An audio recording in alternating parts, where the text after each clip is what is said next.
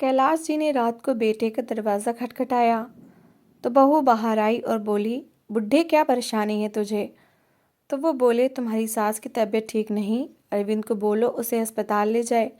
तो बहू ने यह कहकर दरवाज़ा बंद कर दिया कि वो तुम्हारा नौकर नहीं है। और जब सुबह वो उठे तो माँ मर चुकी थी। और जब अरविंद भागा भागा आया तो कैलाश जी ने उसका हाथ पकड़कर उसे दूर किया और पत्नी की अर्थी को उठाकर अपने पुराने घर ले गए और अरविंद से कहा, खबरदार वहाँ आए। जब अर्थी तैयार हुई तो अरविंद आकर पिता के पैरों में गिर गया और बोला, मुझे मेरी गलती बताओ। तो बाप की बात सुनकर वो तड़प गया, जब तुम दफ़ा हो जाओ यहाँ से, मेरी नज़रों के सामने से दूर हो जाओ। तुम्हें कोई अधिकार नहीं है कि तुम अपनी माँ का चेहरा देखो। जब जीते जी नहीं पूछा तो मरने के बाद उसकी अर्थी पर क्या आकर आंसू बहाने की भी कोई ज़रूरत नहीं है। कैलाश जी ने गुस्से से अपने बेटे अरविंद की तरफ देखा था। उन्होंने उसका हाथ पकड़कर उसे माँ की अर्थी से दूर कर दिया था। अरविंद फूट फूट कर रोने लगा। वो बहुत रो रहा था। वो कहने लगा, पिताजी, मुझसे ऐसी भी क्या गलती हो गई है कि मुझे माँ का चेहरा तक नहीं देखने दे रहे। वो आपकी पत्नी है तो मेरी भी माँ है, मेरा भी इन पर इतना ही अधिकार है। अरविंद की बात सुनकर कैलाश जी ने तंजिया नज़र से उसकी तरफ देखा। वो कहने लगे, सोगवार माहौल में मैं कोई तमाशा नहीं चाहता, बस इतना चाहता हूँ कि तुम यहाँ से दफ़ा हो जाओ और आइंदा कभी भी मुझे अपनी शक्ल मत दिखाना। बल्कि एक काम करता हूँ, मैं खुद ही तुम्हारी माँ को लेकर यहाँ से चला जाता हूँ। कैलाश जी ने ये कहने के साथ ही अपने भतीजों को इशारा किया था। वो फौरन आगे बढ़े थे। उन्होंने शांति देवी की अर्थी को उठाया था। वो अर्थी को घर से बाहर ले गए थे। अरविंद रोता रह गया था। उसे समझ नहीं आ रहा था कि बाप का व्यवहार उसके साथ अचानक बदल क्यों गया था। वो इतने कठोर क्यों हो गए थे। अभी कल शाम तक तो सब कुछ ठीक था। माँ बाप खुशी से अपने कमरे में गए थे। वो भी उनसे मिलकर खुशी खुशी अपने कमरे में आया था। रात को आखिर ऐसा क्या हो गया था जिसने कैलाश जी का दिल इतना कठोर कर दिया था कि वो अपनी इकलौती औलाद का चेहरा तक देखने के लिए तैयार नहीं थे। जबकि कैलाश जी शांति देवी की अर्थी उठाकर अपने पुराने घर में ले आए। वहाँ सारे रिश्तेदार जमा थे, मित्र और आस पड़ोस के लोग भी थे। सभी उनके इकलौते बेटे के बारे में सवाल पूछ रहे थे। लोग कह रहे थे कि बेटे के घर में इतनी जगह भी नहीं थी कि माँ की अर्थी को वहाँ रखा जा सकता। कैलाश जी ने बात बनाते हुए कहा था कि शांति की इच्छा थी कि उनकी अर्थी को कंधा उनके पहले घर से दिया जाए, वो घर जहाँ उन्होंने अपनी सारी जिंदगी गुजारी थी। ये सुनते ही रिश्तेदार खामोश हो गए थे, मगर घर में फिर भी दबी दबी बातें हो रही थीं। लोग एक दूसरे के कानों में बातें कर रहे थे, तरह तरह की बातें बन रही थीं। ये सब कैलाश जी को भी सुनाई दे रहा था, मगर वो कुछ नहीं बोल रहे थे। अरविंद घर आया था। वो सर पकड़कर आंगन में बैठ गया था और दहाड़े मार मार कर रो रहा था। उसकी पत्नी मालिनी ने उसे रोते देखा तो वो फौरन उसके पास आई थी। वो कहने लगी, आखिर ऐसा क्या हो गया है कि आप इस तरह फूट फूट कर रो रहे हैं। ठीक है, अगर पिताजी ने माँ जी की अर्थी को देखने नहीं दिया तो कोई बात नहीं, आप शमशान में जाकर माँ जी का चेहरा देख लीजिएगा। वहाँ सब लोग होंगे, अंतिम संस्कार में गैर लोग भी आए होंगे। पिताजी आपसे कुछ नहीं कह सकेंगे। बात सिर्फ इतनी सी है, आप इतने परेशान न हो। वो पति को दिलासा दे रही थी, लेकिन अरविंद को हैरत हो रही थी। उसे उसकी माँ का चेहरा नहीं देखने दिया गया था, लेकिन मालिनी ऐसे बात कर रही थी जैसे किसी गैर का चेहरा ना देखने दिया हो। अरविंद का शिकवा अपनी पत्नी से नहीं था, उसे शिकवा अपने बाप से था। शांति देवी की अर्थी को नहला दिया गया था। सारे रिश्तेदार जमा थे। शांति देवी के मायके वाले भी आ गए थे। सभी रो रहे थे, वो अफसोस कर रहे थे। शांति देवी एक अच्छी औरत थी, वो सबकी सहायता किया करती थी। वो कभी किसी के बारे में गलत बात नहीं करती थी। वो हमेशा सबको दुआएं देती थी। आज उनके देहांत पर सारा परिवार उदास था। इकलौते बेटे की अनुपस्थिति ने भी बहुत से सवाल उठा दिए थे। कैलाश जी को समझ नहीं आ रहा था कि वो शांति देवी के दुनिया से चले जाने का दुख मनाए या रिश्तेदारों के सवालों के जवाब दें। मगर एक बात तय थी, वो किसी भी तरह अरविंद को माफ़ करने वाले नहीं थे। वो जानते थे कि जिंदगी और मौत भगवान के हाथ में है। जब इंसान का समय पूरा हो जाता है तो उसे जाना ही होता है। समय बढ़ नहीं सकता, मगर उन्हें दुख इस बात का था कि शांति देवी अंतिम समय में पीड़ा से गुजरी थीं। वो पीड़ा की हालत में दुनिया से चली गई थीं। शांति देवी के अंतिम संस्कार को 10 मिनट थे जब अरविंद एक बार फिर से घर में आ गया। वो अपने बाप के पैरों में गिर गया। वो रोते हुए कहने लगा कि पिताजी, मेरे साथ ये अत्याचार न करिए। मरने वाली मेरी माँ है, मुझे उनके अंतिम संस्कार में शामिल होने दीजिए। मुझे मेरी माँ का चेहरा देख लेने दीजिए। कैलाश जी गुस्से से उसकी तरफ देखने लगे। वो कहने लगे, यहाँ पर तमाशा करने की ज़रूरत नहीं है। परिवार वालों के सामने मेरी इज्जत को मिट्टी में ना मिलाओ। जो कुछ तुम्हें करना था वो तुम कर चुके हो। अब मुझे और बेइज्जत ना करो और यहाँ से चले जाओ। मैं तुम्हें कभी माफ़ नहीं कर सकता। ना ही चाहता हूँ कि तुम मेरी पत्नी की शक्ल देखो। जब जीते जी जिंदगी में उसे नहीं पूछा, तो इस समय भी तुम्हें कोई ज़रूरत नहीं है कि तुम उसकी शक्ल आकर देखो। कैलाश जी के इस कदर कठोर व्यवहार पर अरविंद हैरान हुआ था। वो हैरत से बाप की तरफ देखने लगा। वो कहने लगा, पिताजी, मुझसे ऐसी भी क्या गलती हुई है? मुझे बताएं, वरना मैं यहीं पर अपनी जान दे दूंगा। वो कैलाश जी के पैरों से लिपट गया था। वो बहुत रो रहा था। तब कैलाश जी ने जो बातें उसे बताई थी, उन्हें सुनकर अरविंद के पैरों तले से ज़मीन निकल गई थी। उसे अपने कानों पर विश्वास नहीं हो रहा था। उसे लग रहा था जैसे वो कोई सपना देख रहा हो कि अभी आँख खुलेगी तो ये सब खत्म हो जाएगा और वो हकीकत में जी रहा होगा। अरविंद ने बाप की पूरी बात सुन ली थी, मगर वो उसे पचा नहीं पा रहा था। वो कहने लगा, पिताजी, मुझे अंतिम संस्कार में शामिल होने दीजिए। मैं कसम खाता हूँ, इसमें मेरी कोई गलती नहीं है। अंतिम संस्कार से वापस आने के बाद मैं इस बस सारी बात को क्लियर कर दूंगा। पापी को भी सज़ा दूंगा और आप खुद देखेंगे। अरविंद ने एक बार फिर रोते हुए बाप के पैर पकड़ लिए थे। वो किसी तरह पैर छोड़ने को तैयार नहीं था। कैलाश जी का दिल पिघल गया। उन्होंने उसे अंतिम संस्कार में आने की अनुमति दे दी। अरविंद ने माँ को देखा। वो माँ की अर्थी से लिपटकर खूब फूट फूट कर रोया।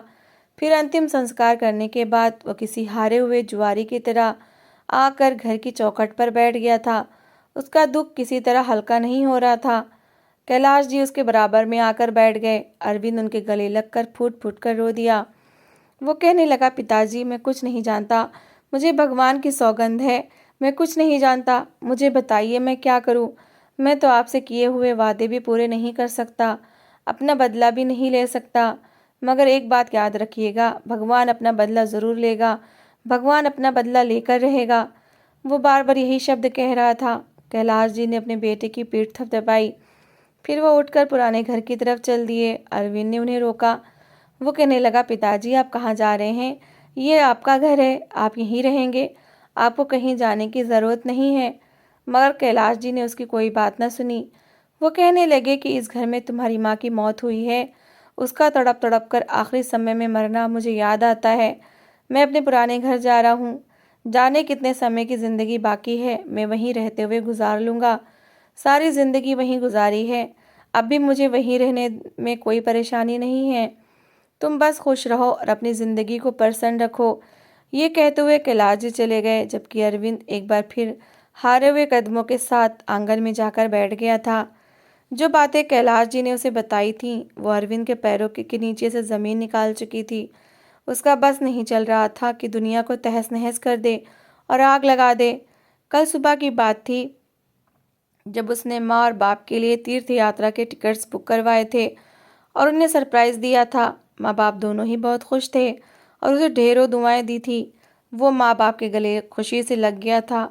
ये दृश्य एक खुशहाल परिवार वाला लग रहा था, मगर किसी ने इस दृश्य को ईर्ष्या भरी नज़रों से देखा था और तबाह बर्बाद करने का फैसला कर लिया था। शांति देवी की तबीयत अचानक बहुत ज़्यादा ख़राब हो गई थी। कैलाश जी भागे भागे वो अपने कमरे से निकले और अरविंद के कमरे में आए। दरवाजे पर दस्तक दी तो उनकी बहू मालिनी ने दरवाज़ा खोला था। मालिनी के चेहरे पर कैलाश जी को देखते ही गुस्सा छा गया था। पता नहीं ये लोग उसकी ज़िंदगी से क्यों नहीं निकल रहे, सुकून का सांस क्यों नहीं लेने दे रहे। पति था कि धड़ाधड़ माँ बाप पर खर्च किए जा रहा था, जबकि अब उनकी फैमिली बढ़ने वाली थी।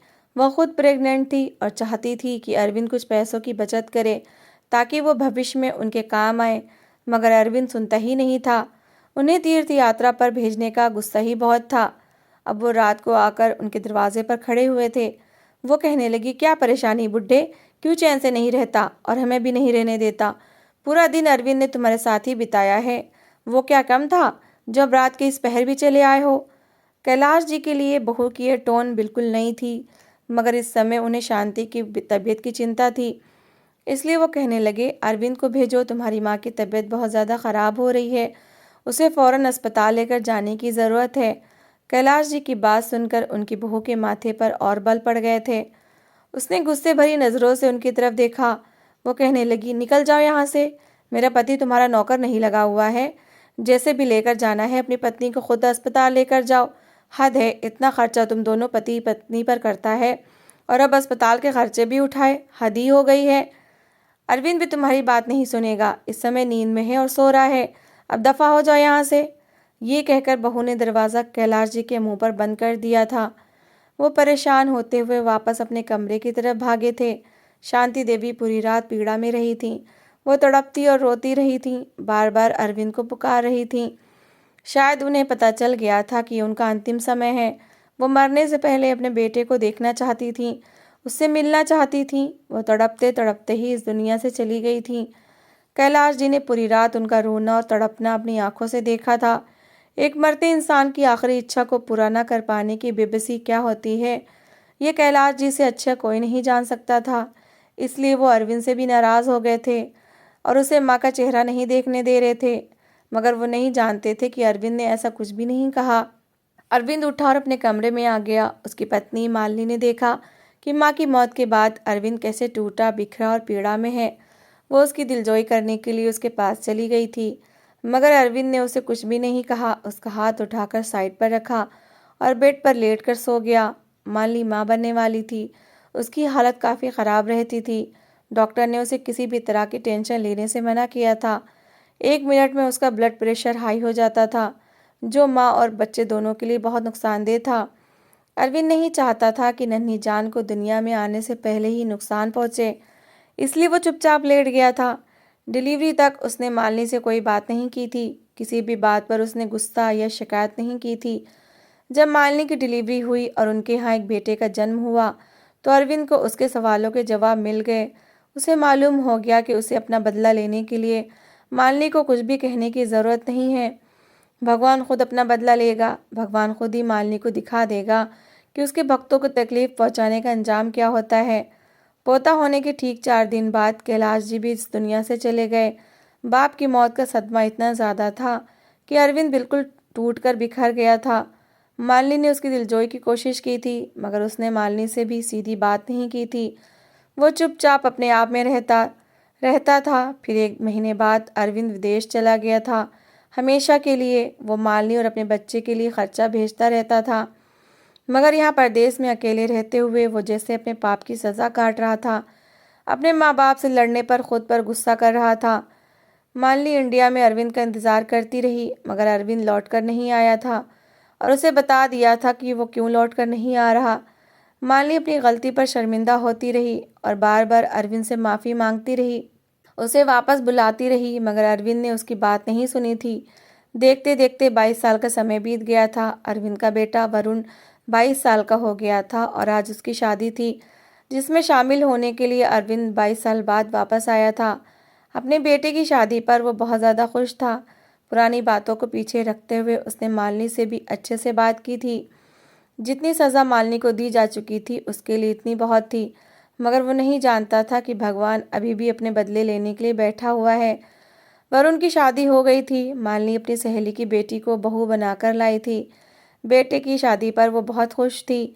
बहू उसके लिए एक तरह से लक्ष्मी साबित हुई थी कि उसका पति भी सालों बाद वापस आ गया था और बग़ैर अतीत की बात किए उसके साथ हंसी खुशी बात कर रहा था। कई सालों बाद ही सही, मगर ज़िंदगी अपने रूटीन पर आ गई थी। उसका परिवार पूरा हो गया था। शादी के ठीक 2 महीने बाद अरविंद वापस लौट आया था, मगर इस बार मालिनी से वादा किया था कि वो जल्दी वापस लौट आएगा। एक रात मालिनी की तबीयत बहुत ज़्यादा ख़राब हो गई। वो उठकर अपने बेटे के दरवाजे पर चली आई। दरवाज़ा खटखटाया तो बहू निशा ने दरवाज़ा खोला। सास को देखते ही माथे पर बल पड़ गए। वो कहने लगी, क्या बात है बूढ़ी, सुकून नहीं है? ये नहीं पता हमारी नई नई शादी हुई है, आकर दरवाज़ा खटखटाने लग गई। पूरा दिन तो वरुण तुम्हारे पास होता है, रात को भी तुम्हें उसे अपने साथ ही सुलाना है।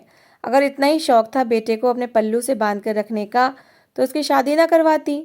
निशा ने इस बात का भी लिहाज नहीं किया कि उसकी सास उसकी आंटी भी लगती है और इस समय वो बीमार है, सामने खड़ी है। मालिनी को बहुत बातें सुना दी थी। मालिनी अपना सा मुँह लेकर रह गई और कहने लगी, बेटा मेरी तबीयत ख़राब है और मैं तो सिर्फ यहाँ इसलिए आई थी कि वरुण को कहकर कोई दवा वगैरह ले लूँ। निशा के माथे के बल और गहरे हुए। वो कहने लगी, हाँ हाँ, मैं जानती हूँ आपकी तबीयत क्यों ख़राब है। बेटे और बहू को एक साथ खुश देखकर आपकी तबीयत ख़राब होना ही थी। मुझे समझ नहीं आता, जब माओ से बहुएं बर्दाश्त नहीं होती तो बेटों की शादियाँ ही क्यों करती हैं। निशा के मुंह में जो आ रहा था वो कहती जा रही थी, जबकि माली बहुत शर्मिंदा हो रही थी। उसे अपना टाइम याद आ गया था जब उसने ससुर को इसी तरह दरवाजे से चलता कर दिया था। साथ में बहुत बातें भी सुनाई थी। मालिनी शर्मिंदा होते हुए अपने कमरे में चली आई। पूरी रात वो दर्द और पीड़ा से रोती रही, मगर सुकून नहीं आया था। सुबह जब वरुण उसके कमरे में आया तो उसने बहू की कोई शिकायत नहीं की। वरुण ने माँ की तबीयत इतनी ज़्यादा ख़राब देखी तो फ़ौरन दवा ली और माँ को दे दी। माँ, आपकी तबीयत ख़राब थी तो आपको रात को ही मेरे पास आ जाना चाहिए था। मुझे बता देती, मैं आपको दवा ला देता, तो अब तक आपकी तबीयत संभल चुकी होती। उसने माँ के सर को सहलाते हुए प्यार से कहा। मालिनी की आंखों में आंसू आ गए। वो कहने लगी, कोई बात नहीं बेटा, अब दवा ले ली है ना तो ठीक हो जाऊंगी। वरुण ने माँ की आंखों में आंसू देखे तो पूरी बात समझ गया। वो अतीत में होने वाली बातों को वो जानता था कि बाप ने सालों घर में कदम क्यों नहीं रखा था, मगर वो नहीं चाहता था कि कल को उसका भी यही हाल हो। उसने फौरन निशा को बुलाया और एक थप्पड़ उसके मुंह पर मारते हुए कहा, रात को मेरी माँ कमरे में आई थी, तुमने उन्हें कमरे में क्यों नहीं आने दिया? तुम्हारे बाप का घर नहीं है, और ना ही तुम दहेज में लेकर आई हो, और ना ही तुमने मुझे खरीद लिया है। मेरी माँ का धन्यवाद करो कि उसने बहू के रूप में तुम्हें चुना। अगर तुम मेरी माँ के साथ कुछ भी गलत करने की कोशिश करोगी तो मुझसे बुरा कोई नहीं होगा। मैं भूल जाऊंगा कि तुम मेरी पत्नी हो। वरुण की बात सुनते ही निशा डर गई। उसने फौरन माफ़ी मांगी और वादा किया कि वो आइंदा कभी भी सास के साथ बदतमीजी नहीं करेगी। वरुण ने पलटकर देखा तो दरवाजे में अरविंद खड़ा था। वो भीगी आंखों से अपने बेटे की तरफ देखकर मुस्कुरा दिया। वो हमेशा के लिए लौट आया था। शुक्र कि ये पछतावा नस्लों में नहीं चला था। उसके बेटे ने समय पर सारी बात समझ ली थी और उसको सही भी कर दिया था। ज़रूर आने वाली नस्लें एक दूसरे का ख्याल रखने वाली थीं। प्यार, धैर्य और इज्जत के बगैर कोई रिश्ता मजबूत नहीं रह सकता। माँ बाप की सेवा और उनकी फीलिंग्स की कदर करना हर बच्चे की जिम्मेदारी होती है, क्योंकि यही संबंध ज़िंदगी के कठिन पलों में सुकून और हिम्मत देते हैं। कठोर व्यवहार, गुस्सा और ईर्ष्या सिर्फ दिलों को तोड़ते हैं और प्यार के रिश्तों को नुकसान पहुंचाते हैं, जबकि माफ़ी, समझौता और एक दूसरे के दुख दर्द को समझना रिश्तों को मजबूत और नस्लों तक कायम रखता है। ताकत और दौलत के बावजूद परिवार के बलिदान और दूसरों की चिंता सबसे बड़ी कामयाबी है, क्योंकि इंसानी ज़िंदगी की सबसे बड़ी दौलत प्यार और भाईचारा है। बदला और नफरत से न सिर्फ दूसरों को नुकसान होता है, बल्कि खुद इंसान भी अंदर से कमज़ोर और अकेला रह जाता है। जो लोग भगवान की करनी और न्याय पर भरोसा रखते हैं और एक दूसरे के दुख को समझकर कदम उठाते हैं, वो असल सुकून और खुशी हासिल करते हैं। इस कहानी से ये शिक्षा मिलती है कि रिश्तों में सहनशक्ति, प्यार और धैर्य था, यही असल ताकत है और यही ज़िंदगी को खुशियों से भर देता है। तो दोस्तों, इस कहानी को लेकर आपकी क्या राय है, कमेंट बॉक्स में ज़रूर बताएं।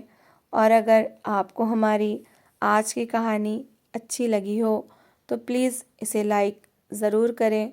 अगर आपने अभी तक हमारे चैनल को सब्सक्राइब नहीं किया तो ज़रूर कर लीजिए। तो मिलते हैं ऐसी ही एक और मोटिवेशनल कहानी के साथ। Thanks for watching.